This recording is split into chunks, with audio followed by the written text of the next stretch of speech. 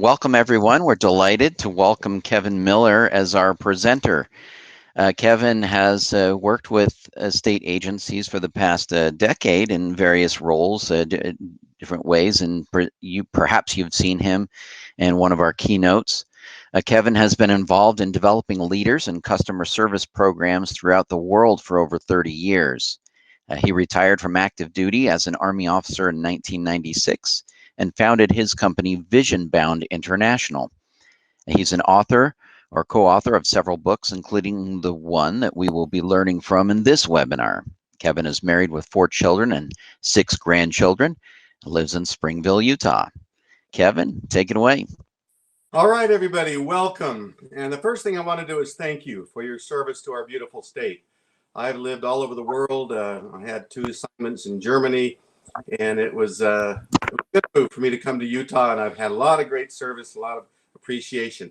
And you know, today we're going to be talking about a subject that is near and dear to all of our hearts, and how it's customer service, because all of us have had experiences with great service, and we've had experiences with service that just suck, let's face it, you know, and we know the difference of how that feels and how important it is for our citizens to receive great customer service. And I will be teaching you some ideas about that.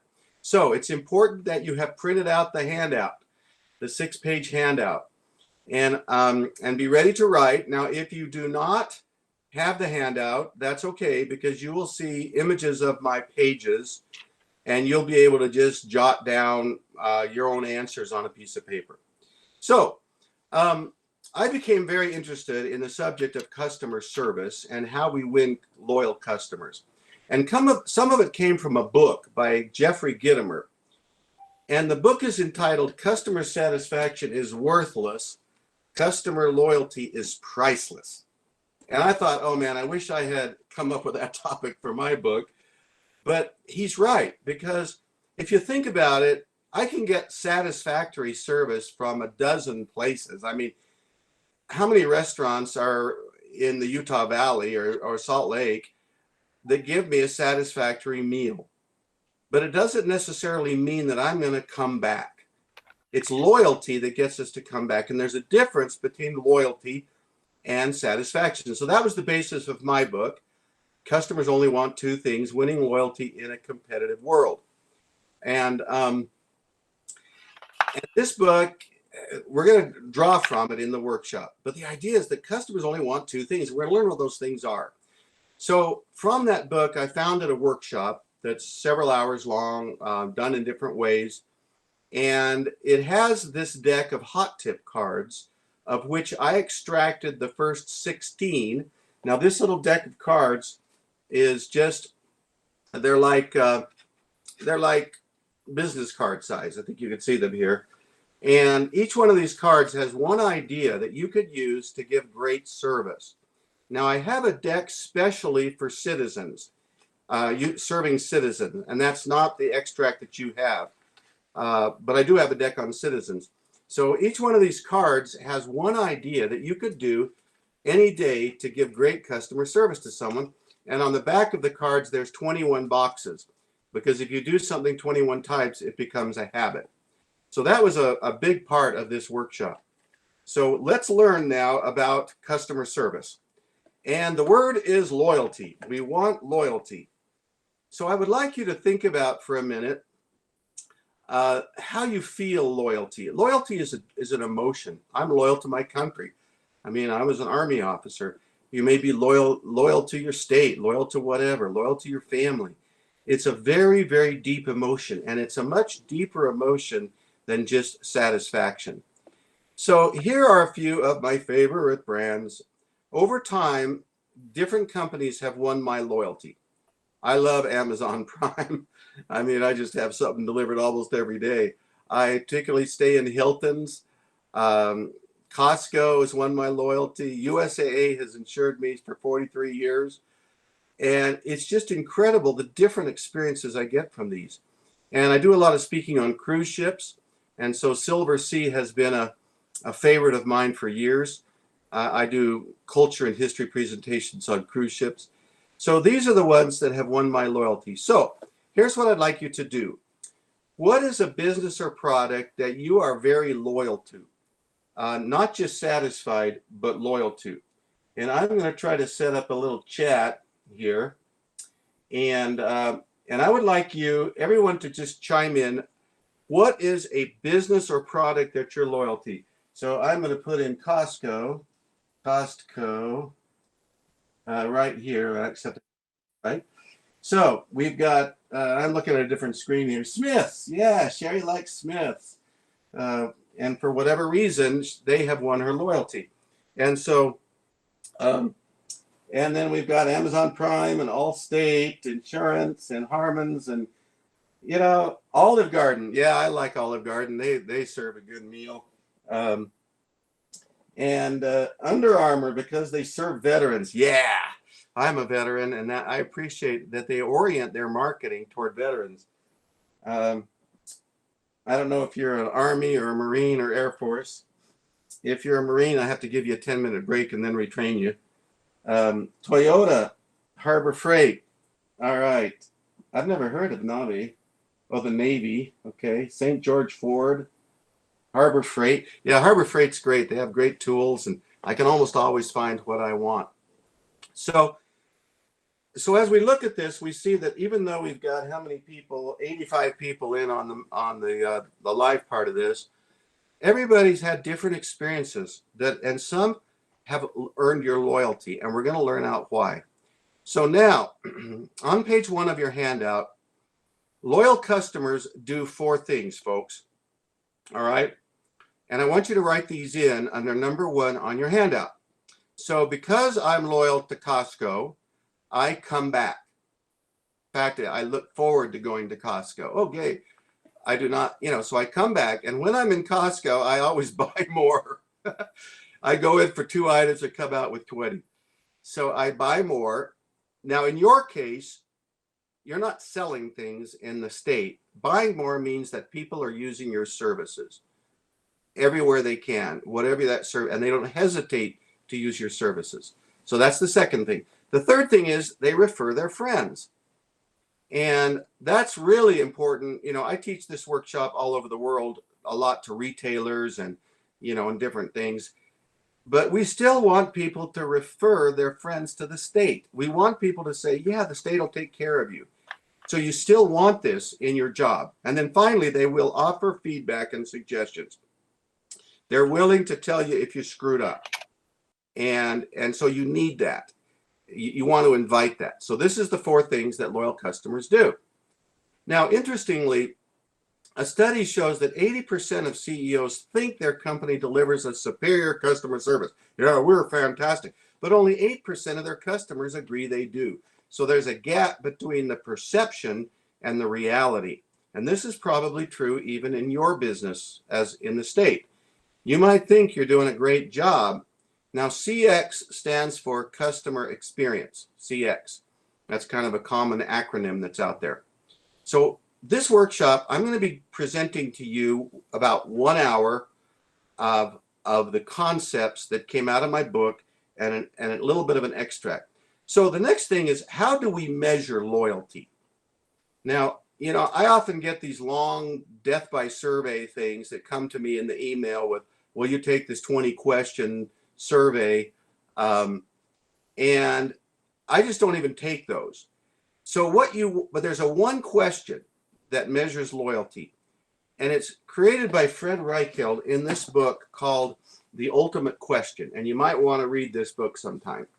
He says you really only need to ask your customers 2 questions. The first question is, how likely is it you would recommend us to a friend or colleague?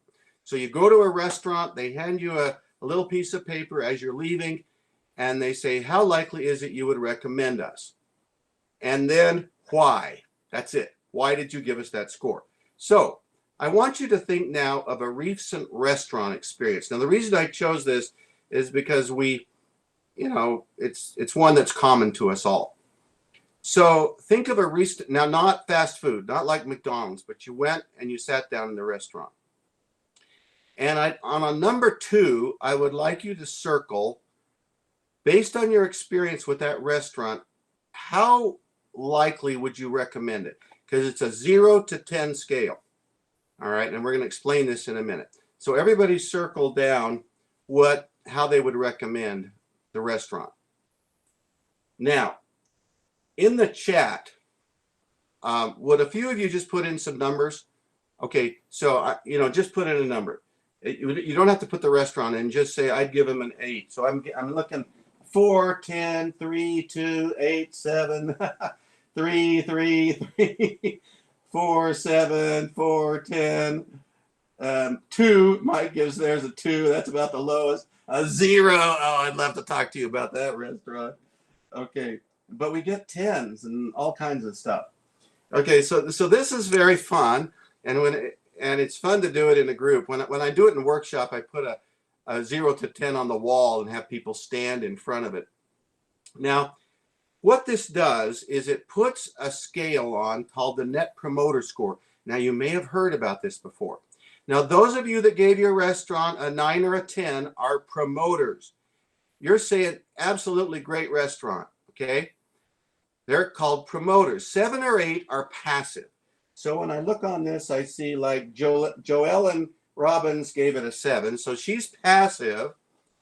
And she's going, yeah, it was all right.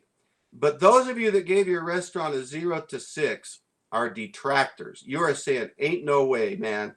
I am never going back to that. So what you do, if you polled all your customers with a simple card, and you take the percentage of promoters minus the percentage of detractors, and you get the Net Promoter Score. You don't count the 7 or 8 because they're not hurting you, they're not helping you. Now the best you would be 100 if everybody was a 9 or 10. You'd have 100% minus 0%. The worst would be minus 100. Now, with all the numbers you put in on the screen, we could do a quick Net Promoter Score. I won't do that for restaurants. But what this does is it tells you how loyal. Now, so we've got that on the restaurant. Now, here's it. It's instant feedback is good. This is at a restaurant. Somebody wrote this with ketchup and mustard. We waited 30 minutes, no service, and they left. So I would definitely say they were not a promoter. Now, I'm not a promoter for this pizza that I got this week. I opened the box. I won't tell you where I got it from. And that was the pizza that I got, right? And I took it home and we about gagged. So you could tell that I would be a 0 to 1 because of that. Just that bad pizza. They didn't even bother to show it to me. They just boxed it up and handed it to me. Now, we all have bad experiences. We have good experiences.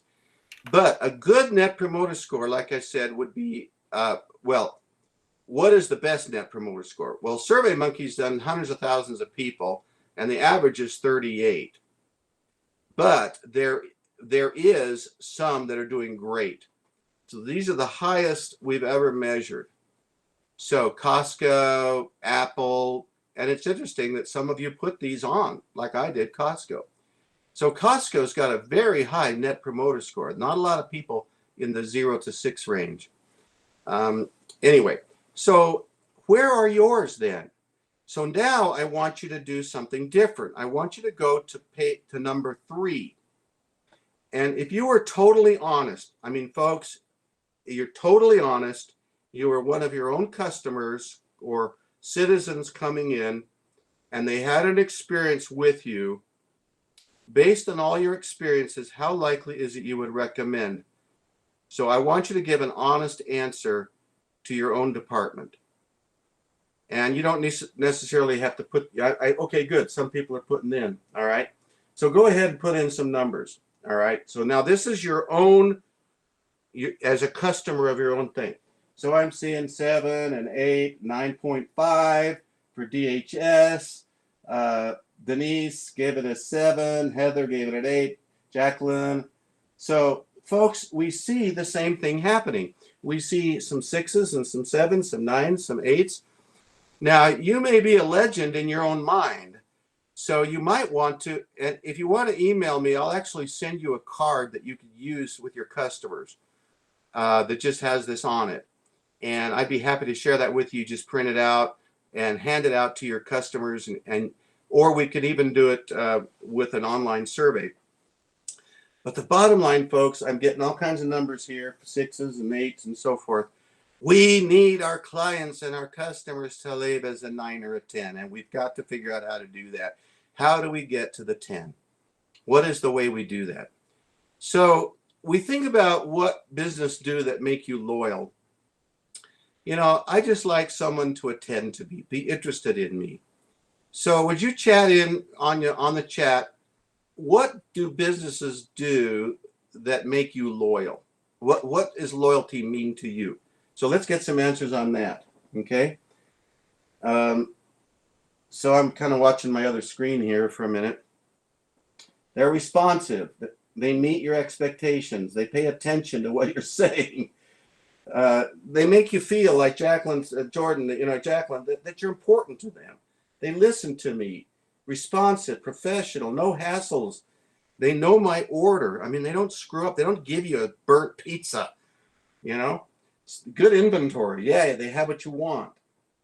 Smith's is good for that. I can rarely. Smith's always has what I want. And active listening, engaged, recognize me. And that's a good one, Tracy, because if they actually remember you when you come in, Tracy, it's good to see you again.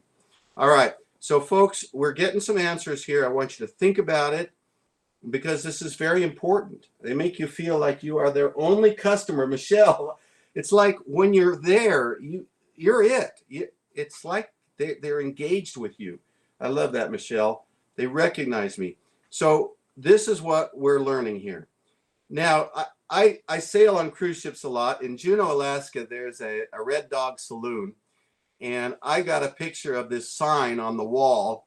If our food, drinks, and service aren't up to your standards, please lower your standards. I just laugh about that. Of course, you can't get in that place. It's jam-packed.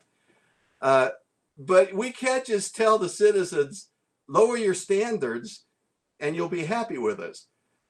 And so we can't differentiate here, folks.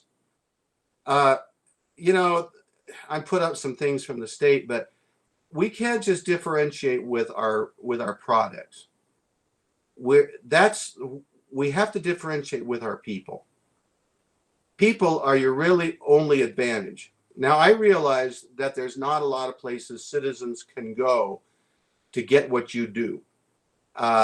So sometimes I work with government teams and go, well, where else are they going to go to get a driver's license? I can treat people as bad as I want. I've never really heard that, but people do sometimes see that. So the guy that founded Zappa said, I'd rather spend money on things that improve the customer experience than on marketing. So don't just improve the customer experience. In your case, the citizen experience. So you did now there's another link. And this is a different one. It's how loyal you are to your job. It's called the Employee Net Promoter Score. And that is on the next one down on your handout. Let me see where it is. Just a minute. Yeah, it's number 3. So, and you don't have to show this to anybody, but let's say your brother or sister or friend called you up and said, hey, there's a job open at the state in your department. How likely would you recommend me taking that job? And you don't need to put the answers on the screen, folks. But there is a link between 3 and 2. Okay, or 3 and should be 3 and 4. I'm sorry, I have 2 3s there. But I need to fix that. But it's really hard if you're unhappy in your job to turn around and give great customer service. And when I teach leadership, I tell the leaders, as a manager, which many of you are, Stephen Covey said, always treat your people the way you would like them to treat your finest customer. So if Governor Cox came in, how would you want your people to treat him? That's how you treat your people. Because if managers are treating their people badly, you can't expect them to turn around and get a great service. So that's why I teach leadership all around the world. All right. So now let's get into it. Now, Walt Disney said, we will do what we do so well that the people who see it will want to see it again and bring friends. And I grew up near Disneyland. I've been there about 50 times. I just took all my grandkids to Disney World 2 weeks ago in Florida. And I'd go back again. I just love the Disney experience. And they make it unique. So this is my wife. And when it was her birthday about 10 years ago, excuse me, they gave her a happy birthday Denise pin. So all day long, she shared her name. Happy birthday, Denise. Happy birthday, Denise. Here's a free dessert, Denise. But what happened was we were watching the Disney parade. And I could not believe this. We're one of 50,000 people. Santa turns around and found my wife and said, happy birthday and Merry Christmas, Denise. Folks, how does he do that? Well, it's not magic. There's a spotter walking along the side of the float. He's got a microphone and Santa has an earpiece.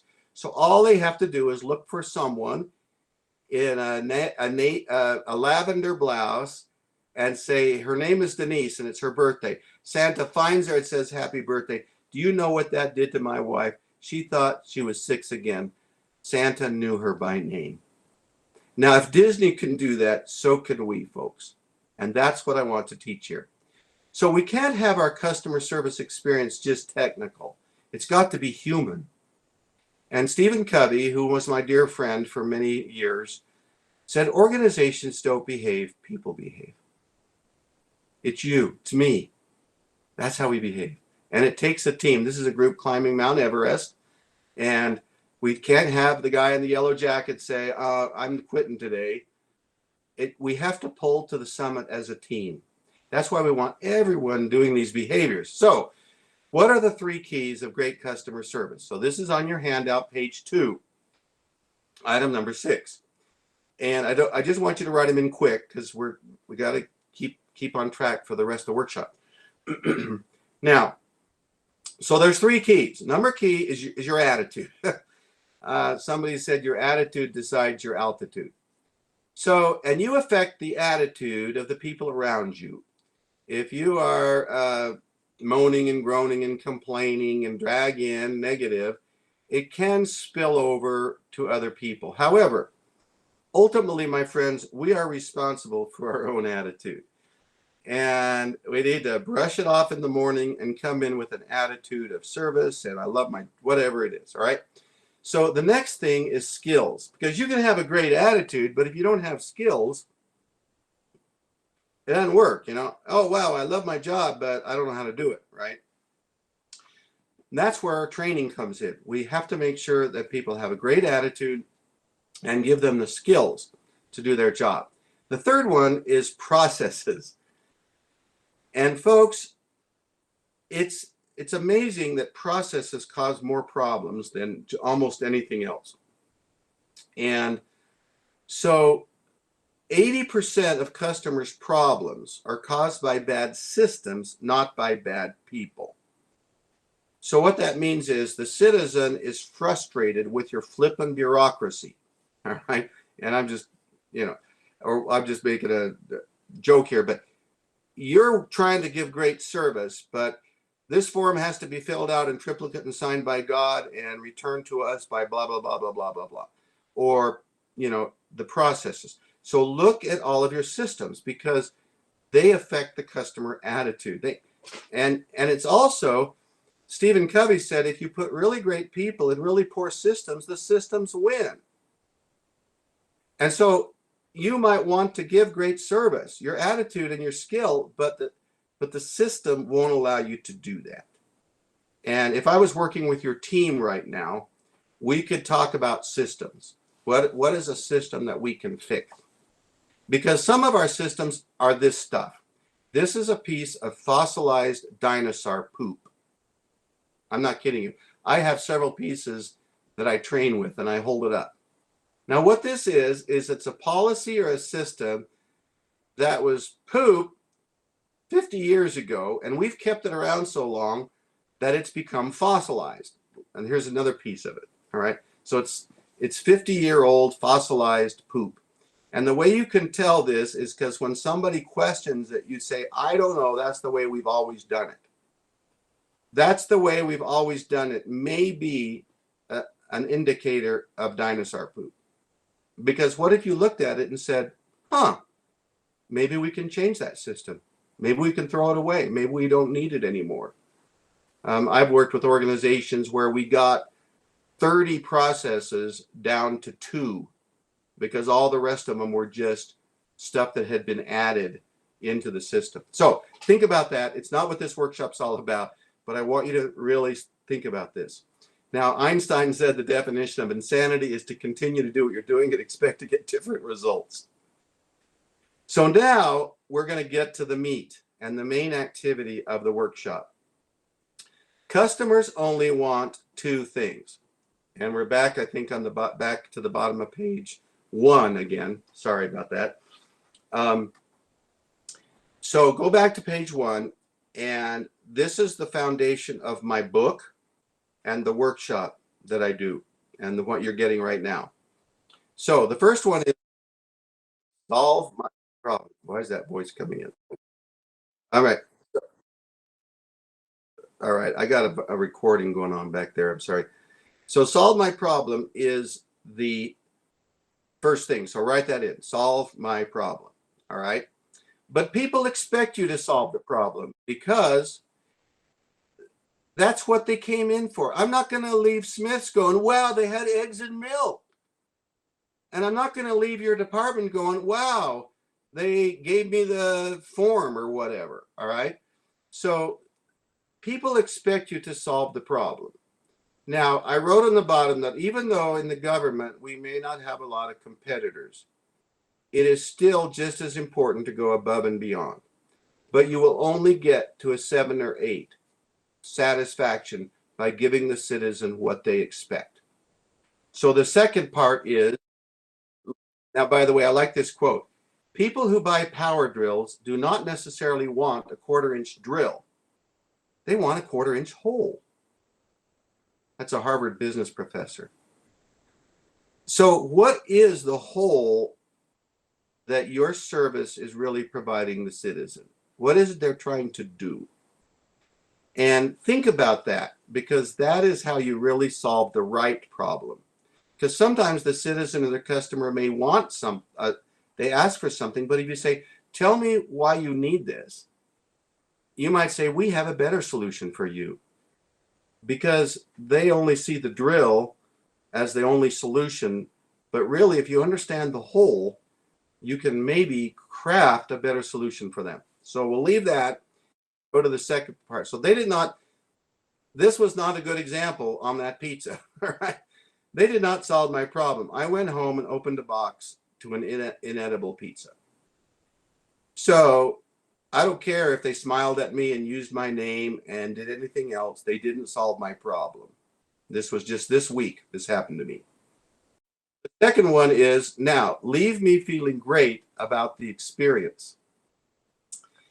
So now, that's the most important part. Write that in. Leave me feeling great about the experience. Be uniquely nice to me. Now, unique means singular. And I think one of you typed that in. They said, it's like I'm the only customer. For that moment, they're your world. And you're going to do something to leave them feeling great about the experience. Now, I had an experience. Let me give you an example of this. I told you that I sail on cruise ships, giving culture and history lessons of the world. And sometimes I teach this workshop on cruise ships. But my wife and I sailed on a cruise where we really liked the waiter. And so we always went to his table because he was so friendly and he called us by name. Hi, Kevin, Denise, what did you do today in port? Whatever.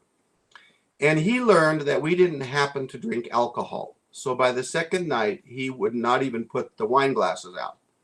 So the wine steward wouldn't bother us. We had every time, no, I'm sorry, we don't want your wine tonight. That was really impressive after a week. But let me tell you what was killer, man. We came back on another vessel in this cruise line a year later. We walked in the dining room. He looked up and said, Kevin, Denise, you're back. And he said, they're mine. He pulled our chairs back and he said, you don't drink alcohol. Now, how do you think that made us feel that somebody remembered us 18 months, a year later, by name? So, can you do that with people that repeatedly come in? Think about how that makes them feel. So, here's how we do it. We're friendly, we're open, we're smiling, we're giving people, and we're in these moments, we're giving them these unique experiences that make us special. Now, Rudy Giuliani said, hope is not a strategy. And we said this a lot in the Army, hoping that the enemy was not going to use chemical weapons on our soldiers in Desert Storm was not a good strategy. So we had to ship chemical equipment, NBC equipment, because hoping was never a strategy. Hope gets you up in the morning, my friends, but it's never alone a strategy. So now we're going to get to the fun activity. I told you that I have these decks of cards, and actually I have made many different decks. I have them for elementary school children. I have them for teachers, realtors, hospitality. I even have a deck for citizens, serving citizens. And so I'm showing you these decks. But what I did was I extracted the first 16 and put them on this page, these two pages, all right? So you have the first 16 of the regular, it isn't the citizens. The only difference between the citizen deck and the is I just use different language. But this is the deck. And if I come in and work with your department, you'll get the whole decks. But anyway, so now what I want you to do is I want you, in the workshop, we sort these into things you do often, sometimes, and rarely. So if you had the physical deck, you'd put these cards in 3 piles. Often, sometimes, rarely. But what I want you to do on your pages is put O, S, or R. So let's start right now. You can go as fast as you want, but we'll do the first one. Do you smile and greet every customer you encounter? That means when you're walking through the building, do you smile at people? When they come in your office, you smile and greet them. If you often do that, put an O in it. If you sometimes do it, put an S. If you rarely do it, put an R. So O, S, or R, just like this screen. So I'm going to give everybody 3 or 4 minutes to do this, about 3 minutes. Just do it fast.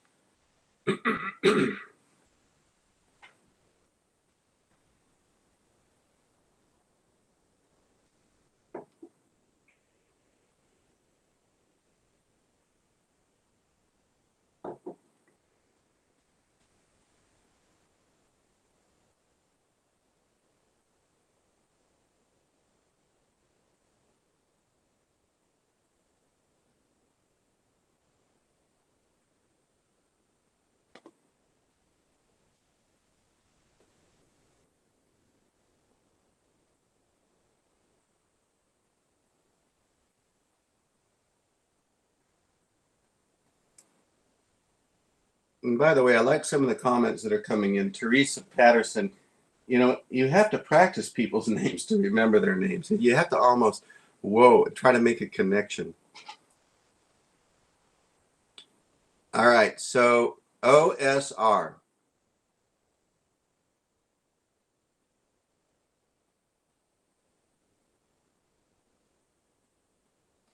Now,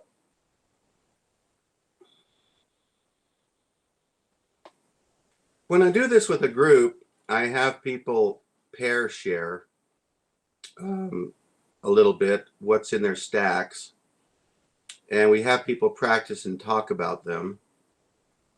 But what I'm going to ask you to do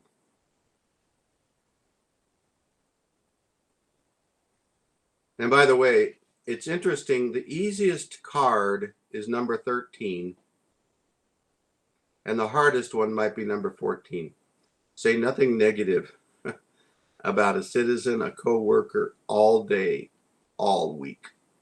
Just don't bring negativity to work. It poisons the air. All right. So now, what I do in the workshop is I have people take 3 of those, and I want you to do that right now. So go to page 6. This is an image of a card that is about 6 by 5. It's actually printed on cardstock, but you have a picture of the card. So I want you to imagine right now this card is in front of you, and you've got it right now. I want you to write 3 of them of the 16. And I want you to write them in numbers 1, 2, and 3 on the card. So number 1, number 4, number 14, whatever. Whatever you chose, the best ideas for you, and put them on that card.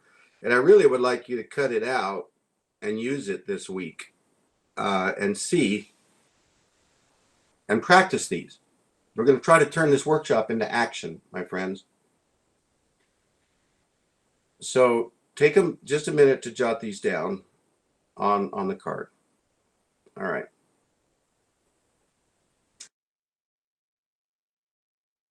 It's a bit, sorry about that. So now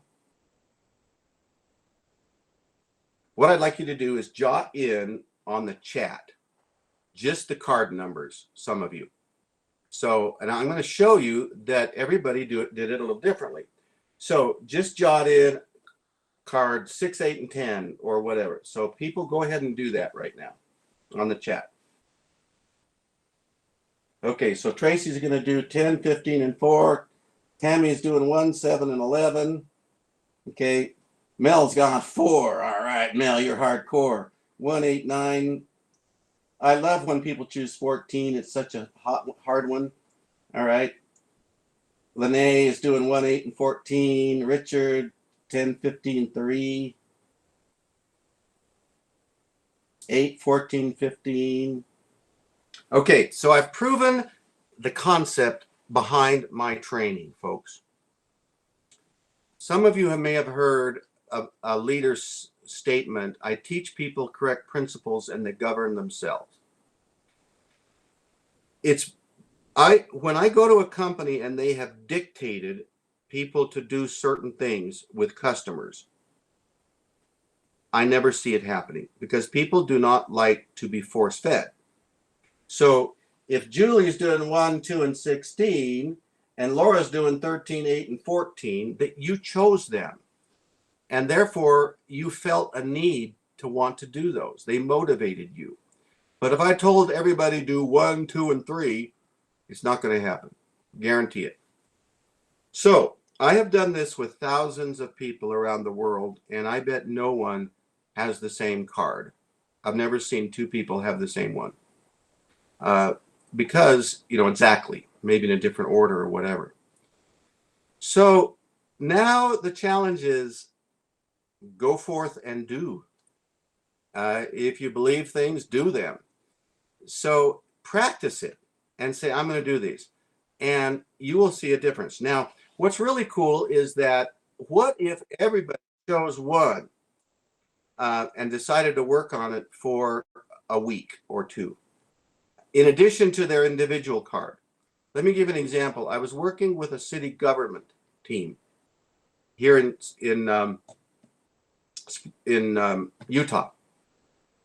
And as they had a problem with a lot of negativity going on, complaining about citizens. Oh, here comes Mr. Smith. Oh, yeah, he'll be a problem. He's a problem in our neighborhood. Blah, blah, blah, blah, blah. So they chose number 14, and I actually have a poster size set of these cards. And I gave them the poster for number 14. They put it up on the wall, and everybody worked on number 14. And he told me that focusing on this one behavior changed the entire culture of the city office because nobody was saying anything negative about anybody. And he said, you can't believe that one behavior focused on made a difference. So you might want to think about that when you go back to your office and say, hey, folks, which of these 16 do you think we could focus on? Because you don't have all 33, but you do have a good selection of them. And you might try it because it's amazing what synergy can happen when people focus. However, you don't want to take away people's freedom to do their own thing, which is back on their card. Anyway, it's just an idea, but it works, and I promise you. Now we're getting closer to finishing the workshop, but I really want to urge you to take care of one another, because somebody said earlier, I can't remember which one of you commented on it. I saw it go by on the screen that attitude is infectious, and so if this group of people come to work with a great attitude and treat each other as customers. So when a fellow coworker comes up to you, stop, look, and listen. Stop what you're doing, look your coworker and listen to them. Stop, look, and listen is good throughout your life, folks. When your kids come up, stop, look, and listen. Stop what you're doing, look, and listen, because each one of your coworkers is also your customer in a team. You're supporting and synergizing.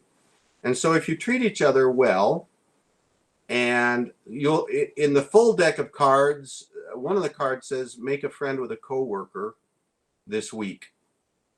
Just, hey, let's go out to lunch. I don't know you very well. Make friends with each other and take care of each other. And it'll be amazing how it affects the citizen and the customers who come in externally. So there's internal customers and external customers. Now I'm going to teach you another really good skill that you can use in your life, how to make instant connections with someone. So go to page 5, and this comes from a study and a book that I really like. And in 3 seconds, you can make a positive connection with someone if you do these 3 things. Notice their eye color. So Tammy comes up to me, or Cynthia comes up to me, and I turn and I notice her eye color. Now, you're not staring into their eyes. You just, because what this does is it makes this eye-to-eye, heart-to-heart connection. Then number 2, you actually turn your body so your heart is pointing at their heart. So I would physically turn to Cynthia, notice her eye color, I turn my body, now my heart is kind of pointed at her heart. I'm in within the 2 to the 3 feet personal space type thing. And then you want to get them talking and keep them talking. And it's be more interested in them than be interested in yourself. That you'll make more friends by being interested in others than trying to be interested in yourself. So open them up, be a good listener. So you make a short statement. It's nice to see you today. What brings you in here today? Start with a short statement. Hey, it's nice to see you today. Hey, beautiful weather out there, isn't it? Period. And then you ask an open question. What brings you in today? And so what's on your mind today? I got a good comment coming in from Julie. I taught my 2-year-old this. He was to greet the person, make eye contact, and share something he liked about them. Oh my gosh, Julie, that is awesome that you taught a 2-year-old to do that. Can you imagine if we taught our youth and each other to do this? So when you meet someone, notice their eye color, point your heart to them, get them talking, keep them talking. Now look at this little picture here. This guy has definitely done that. He's pointed his heart to her. He's even pointing his fingers, which is kind of cool. He's looking her in the eye, and she is talking, and he's keeping her talking. Don't interrupt. Listen, so you might ask this. I do a lot of this training when I come in with teams. We work on this. We pair up and we practice it. But what else do you need? What else? How else can I help? Please tell me more. That's a good one, by the way. Oh, please tell me more. The person will keep talking. Please tell me more. Then they reach a point where you say, how can I help? But don't rush into that. You want to create the connection with the person. And they will walk away feeling, wow, that person cared about me as a person. It's really a good skill. Okay, so my challenge to you now is to go forth and make progress on your action plan. So I took an image of a card that I made some time ago, and I decided I was going to do cards 14, 33, 32, 30, and 25. And 25 even has notice eye color and turn my heart to them. And I said, especially at home. When my wife comes up to me, I'm just going to point my heart to her and connect with her, right? Now, card 33, I really like this one, is NICE. Notice, be interested, care enough, and express it. So you notice something about someone, you're interested in it, and you care enough to express it. It could be anything. It could be the hat they're wearing or their children or whatever. And number 32, validate feelings, don't try to fix. Sometimes a citizen will come in and be very angry with you, upset with you. Validate it. And you may not even have to fix it. They may fix it themselves. And I teach workshops on this, on communication and stuff. But anyway, and then number 30, you don't have that one, is PPA all day, project a positive attitude. PPA all day. So, and I checked it off on the box, because if you do something 21 times, doesn't necessarily be 21 days. Just, I mean, you could do it, for however long you want. And what one company, one bank, I did it, when somebody fills out this card, they do 5 things 21 times, they give them a $50 gift certificate or an Amazon card. You don't, maybe be able to do that in your citizenship, but recognize people. I did an auto dealer in Orem, and everybody put their cards up on the wall, and every morning they check them off and they talk about them. And he said it actually changed when people saw what everyone else was doing. They could say, "Hey, you did that. That's great." So I don't care how you do it, folks, but it's really a fun thing. So, so finally, I want you to just type in one behavior that you're now committed to do. Let's say you did one of those, not just the 3. And I'd like you to see what they are. Okay, so what is one of those behaviors that you learned that you can say, I'm going to do it? Okay. Oh, by the way, Sherry said, sometimes people are so starved for affection, I find them at my desk a lot. Sherry, that is awesome. Okay, I love that about you. All right, so not speaking ill, notice their eye color, stop, look, and listen. So I'm just asking you, what's one thing that you could type in right now? One of the cards or one of the skills we've talked about. No negative comments. Mel put in number 10. Be interested, not interesting. Leanne, that's a good one. Say nothing negative about a client. Remember names. Use their name. I've got a laptop up to watch. Talk to children kindly. Let me tell you, folks, the way to win a parent's heart is how you treat their children. It's so amazing. And get down on the children's level and talk to them. Listen before speaking. Number 7, number 4. So, folks, remember, the only way it's going to change is with us. That we do it. That we commit to these behaviors. Now, Carrie said, conversely, if you're not nice to children, their parents remember that about you. Hey, a little brat, Parents are going to remember, because remember, what is important to another person should be as important to you as the other person is to you. So children are the most important thing to most parents often. So if the children are as important to you as the parent is to you, I think you understand what I'm saying. What's important to another person should be as important to you as the other person is to you. What's important to my wife should be as important to me as she is to me. And that is something that we can do. I like, Julie, acknowledge a coworker for who they are and how they bring value to my day. Yeah, just go up to a coworker and say, thank you.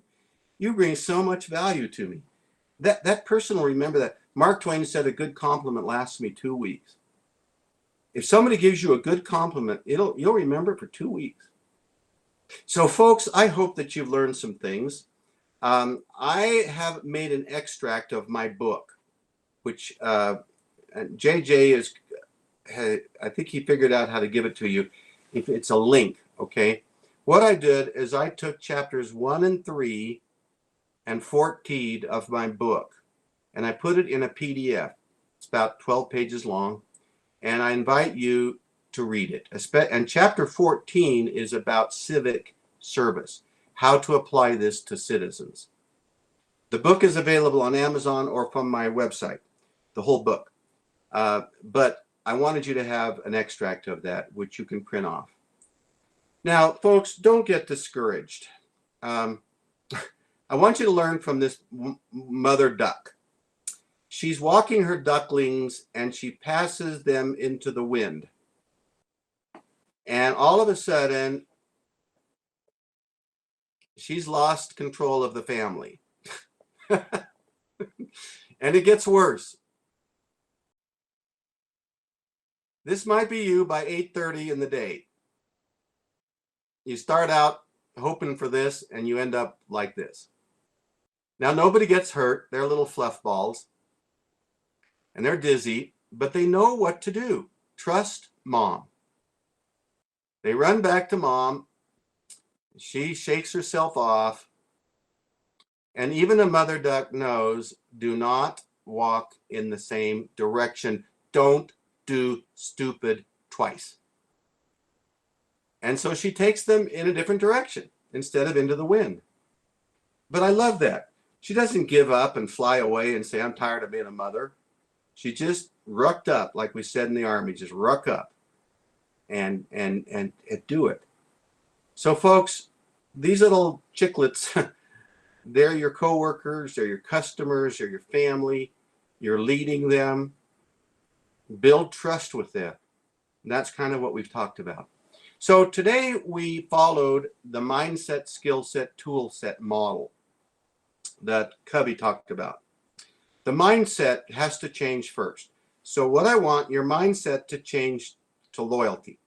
I'm going to create loyalty with my coworkers and my customers. The skill set is customers only want two things. The tool set is the cards. So mindset, skill set, tool set. Now, I do have specialty cards that I bring in when I teach the whole workshop. I have 20 of these specialty cards. And here's, I think you can see my, on the camera here. They're about 6 inches, 6.5 inches by 5. But this one, for instance, is how to serve difficult guests. This one is how to make those instant connections. This is how to serve on the phone. So these are specialty cards that we customize it for receptionists or for doctors. I have one for doctors, you know, salespersons, anyway. So those are part of the overall workshop. Now, as we close, if you want to experience the full workshop, just call me. Contact me, kevin@visionbound.com. It's on page 5. And what happens is we take 4 hours or 2 2-hour sessions. It's better with 2 2-hour sessions because we do practice in between. And then we come back for another 2 hours. It can even be done virtually like this. But I would ship you all of the materials because I like you to have the hard materials. But if we want to do it virtually, I could ship you the materials for your team, and we could do that. So anyway, if that's interesting, you can reach me. So I want to close now with a beautiful quote by Maya Angelou. She was a saint-like woman, let me tell you. And she said, they may not remember what you said, but they will always remember how you made them feel. So as a grandfather, as example, I know that my 6 grandchildren will not remember what Grandpa said, but they will never forget. They'll always remember how Grandpa made them feel. And that's all I care about. I want them to look back and remember how we felt when we were in Grandpa's home. It's the same thing, folks, with our customers, our spouses, our co-workers. And I say, leaders, remember this. If you are managers, your people will not always remember what you said, but they will remember how you made them feel. And it doesn't mean you don't correct people and all that stuff, but you learn that people go, he cares about me, she cares about me. And that's important. And then finally, I'm going to end with Mother Teresa. She said, there are no great things, only small things done with great love. Maybe she was right, folks. maybe really there isn't anything great left. It's just doing little things with great love. So thank you for participating today. And I hope you enjoyed it. Best of luck to you. I wanted you not to just be hosed with some theory. I wanted you to leave with action. And you have that now. You've got some ideas. And I hope that you enjoyed it. If you want to put some comments in the chat box, let me know what you felt. If you have a question, I'm going to stay on here. Thank you. Thanks for thanking me, Tamara. I appreciate that. I just love this stuff. I would love to come in and work with your team, and we could work that out very easily. And it's really a fun workshop when we get everybody together doing it. So God bless all of you for serving what you do in the state of Utah. And I appreciate the opportunity to have presented this to you. And it will be recorded, according to JJ. And so that means that you could watch it again, or maybe have some of your other coworkers watch it and actually do the activity. Okay, thank you. Appreciate it. And I'm just stay on. If you have any questions, you can type them in. Thanks, Michelle. Thanks, Teresa. It's simple but effective. You know, that's what I've tried to do. Make something not too hard, but works.